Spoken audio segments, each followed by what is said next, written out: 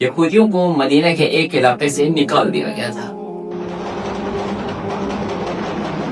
ان کے بڑے بڑے سردار مکہ گئے اور قریش کو ساری تفصیل بتا دی۔ قریش کو دعوت دی کہ مسلمانوں کے خلاف جنگ کے میدان میں آئے۔ قریش کو خوب بھڑکایا اور کہا کہ جنگ کی صورت میں ہم تمہارے ساتھ ہیں، اور یہاں تک کہ محمد مصطفیٰ صلی اللہ علیہ وسلم اور ان کے ساتھیوں کو شہید نہ کر دیں، اور مسلمانوں سے دشمنی میں ہم تمہارے ساتھ ہمیشہ ہیں۔ یہ سن کر مشرکین کے سردار ابو سفیان نے کہا، ہمارے نزدیک سب سے پسندیدہ اور محبوب شخص وہ ہے جو محمد صلی اللہ علیہ وسلم کی دشمنی اور ہمارا مددگار ہو، لیکن ہم اس وقت تک تم پر بھروسہ نہیں کریں گے جب تک تم ہمارے معبودوں کو سجدہ نہ کرو، تاکہ ہمارا دل مطمئن ہو جائے اور ہم تمہاری کہنا مان جائے۔ یہ سنتے ہی یہودیوں نے بتوں کو سجدہ کیا۔ اب قریش نے کہا، اے یہودیوں، تم اہل کتاب ہو اور تمہارا کتاب سب سے پہلی کتاب ہے، اسی لیے تمہارا علم بھی سب سے زیادہ ہے۔ تم بتاؤ کہ تمہارا دین بہتر ہے یا محمد مصطفیٰ کا؟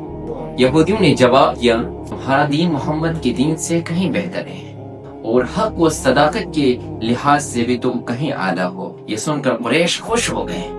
نبی اکرم صلی اللہ علیہ وسلم کے خلاف جو جنگ کا مشورہ دیا گیا، اس سے بھی انہوں نے قبول کیا اور یہ عہد کیا کہ وہ وقت پڑنے پر کسی ایک دوسرے کو دھوکہ نہیں دیں۔ باقی محمد مصطفیٰ صلی اللہ علیہ وسلم کے خلاف ہم متحد رہیں گے۔ اب قریش نے جنگ کی تیاریاں شروع کر دی۔ یہودیوں نے بھی دوسرے قبائل کو ساتھ ملانے کی کوششیں جاری رکھی۔ اس طرح مسلمانوں کے خلاف ایک بڑا لشکر تیار ہو گیا۔ حضور اکرم صلی اللہ علیہ وسلم کو کفار کی تیاریوں کا اطلاع دے دی گئی۔ آپ نے صحابہ کرام کو مشورے کے لیے طلب فرمایا کہ ہم مدینہ منورہ میں رہ کر دشمن سے مقابلہ کریں یا باہر نکل کر۔ اس پر حضرت سلیمان فارسی رضی اللہ عنہ نے مشورہ دیا، اے اللہ کے رسول، ہمارے ملک فارس میں بھی دشمنوں کا خوف ہوتا تھا تو ہم شہر کے گرد خندق کھود دیا کرتے تھے۔ حضرت سلیمان رضی اللہ عنہ کا یہ مشورہ سب کو پسند آیا، چنانچہ مدینہ منورہ کے گرد خندق کھودنے کا کام جاری کیا۔ تمام صحابہ نے خندق کی کھدائی میں بھرپور حصہ لیا، اور خود اللہ کے رسول صلی اللہ علیہ وسلم نے بھی خندق کھودنے میں مدد کیا۔ خندق کی کھدائی کے دوران صحابہ کرام کو بھوک نے بہت ستایا، کیونکہ وہ زمانہ عام تنگستی کا تھا۔ کھدائی کے دوران ایک جگہ پتھریلی زمین آ گئی جس سے صحابہ کرام نہ کھود سکا۔ آپ نے کدال اپنے ہاتھ میں لی اور اس جگہ ضرب لگا، اور ایک ہی ضرب میں وہ پتھریلا زمین ریت کی طرف بکھر گئی۔ آپ صلی اللہ علیہ وسلم نے فرمایا، پہلی ضرب میں مجھے یمن کی خطہ دکھائی دی گئی، اور دوسری میں شام، تیسری میں مشرق کے علاقوں کے فتوحات۔ ناظرین، یہ وہ وقت تھا جب مسلمان سخت بھوک اور کمزوری کے حالت میں تھے۔ اللہ کے رسول صلی اللہ علیہ وسلم نے انہیں آنے والے عظیم فتوحات کی خوشخبری سنا رہی تھے۔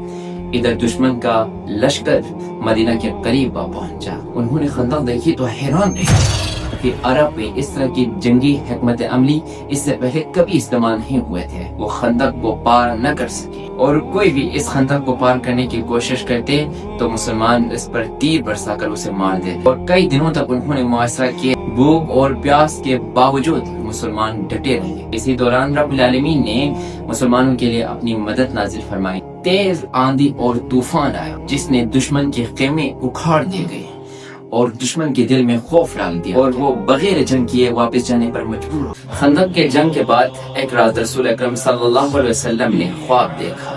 آپ نے دیکھا کہ صحابہ کے ساتھ خانہ کعبہ کی طواف کر رہے تھے۔ اس خواب کو پورا کرنے کے لیے آقا محمد مصطفیٰ صلی اللہ علیہ وسلم تقریباً 1400 صحابی کے ساتھ مکہ مکرمہ کی طرف روانہ ہوئے،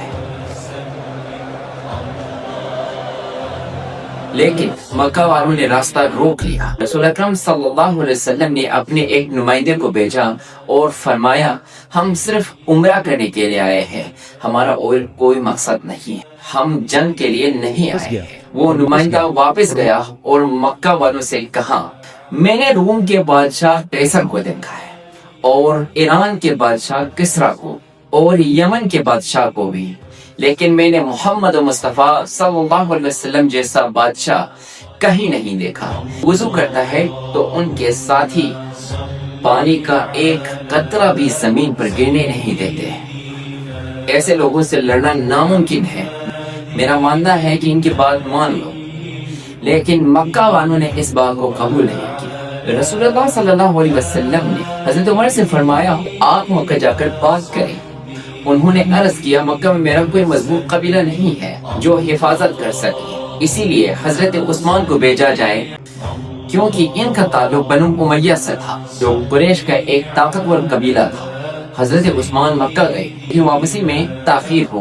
اس پر مسلمانوں میں افواہ پھیل گئی کہ انہیں شہید کر دیا گیا ہے. اس زمانے میں کسی نمائندے کا قتل اعلان جنگ سمجھا جاتا تھا. یہ خبر سن کر تمام صحابہ ایک درخت کے نیچے جمع ہو گئے اور رسول اکرم صلی اللہ علیہ وسلم کے ہاتھ پر بیعت کی کہ ہم جان دے دیں گے لیکن حضرت عثمان کے خون کا بدلہ ضرور لیں گے. بیعت رضوان کہلائی. بعد میں معلوم ہوا کہ یہ محض غلط فہمی تھی. حضرت عثمان خیریت سے واپس آ گئے. آخرکار مسلمان اور مکہ والوں کے درمیان ایک معاہدہ ہوا جس سے صلح حدیبیہ کہا جاتا ہے. اس کی اہم نکات یہ تھی مسلمان اس سال نہیں بلکہ اگلے سال آنے والا سال عمرہ کریں. 10 سال تک مکہ اور مدینہ کے درمیان کوئی جنگ نہیں ہوگی. اگر مکہ کے کوئی شخص مدینہ آئے تو اسے واپس کر دیا جائے گا، لیکن مدینہ کا کوئی شخص اگر مکہ آئے تو اسے نہیں روکا جائے گا. یہ معاہدہ بظاہر مسلمانوں کے خلاف لگ رہا تھا لیکن رسول اکرم صلی اللہ علیہ وسلم نے اللہ کے حکم سے قبول فرمایا. اسی دوران ایک شخص مکہ سے بھاگ کر مسلمان ہو کر مدینہ آیا لیکن معاہدے کے مطابق اسے واپس کر دیا گیا. بعد میں ایک عورت مکہ سے مدینہ آئی مگر انہیں واپس نہیں کیا گیا کیونکہ معاہدے میں صرف مرد کا ذکر تھا، عورت کا نہیں تھا. پھر ابو بصیر نامی ایک شخص آیا جس سے بھی واپس بھیجا گیا مگر وہ راستے میں ہی فرار ہو گیا اور وہ مکہ اور مدینہ کے درمیان ایک جگہ پر وہ رہنے لگا. آہستہ آہستہ کئی مسلمان وہاں پر جمع ہو گئے اور انہوں نے مکہ کے تجارتی راستوں پر دباؤ ڈالنا شروع کر دیا جس سے مکہ والوں کو بہت بڑا نقصان ہو گیا. آخر میں مکہ والوں نے اس شرط کو ختم کرنے کی درخواست. دوسری طرف 10 سال کے امن کا فائدہ اٹھاتے ہوئے رسول اکرم صلی اللہ علیہ وسلم نے اسلام کا پیغام دنیا کے بڑے بڑے بادشاہوں تک پہنچایا. آپ صلی اللہ علیہ وسلم نے خطوط بھیجے روم کے بادشاہ ہرقل کو اور ایران کے بادشاہ کسریٰ کو. ہرقل نے اس پیغام کو سنجیدگی سے لی، کسریٰ نے اس کو غرور میں آ کر خطوط پھاڑ اور یوں مسلمانوں کو اللہ رب العالمین نے ایک عظیم فتح عطا فرمایا. تو ملتے ہیں اگلی شاندار ویڈیو میں، تب تک کے لیے خدا حافظ.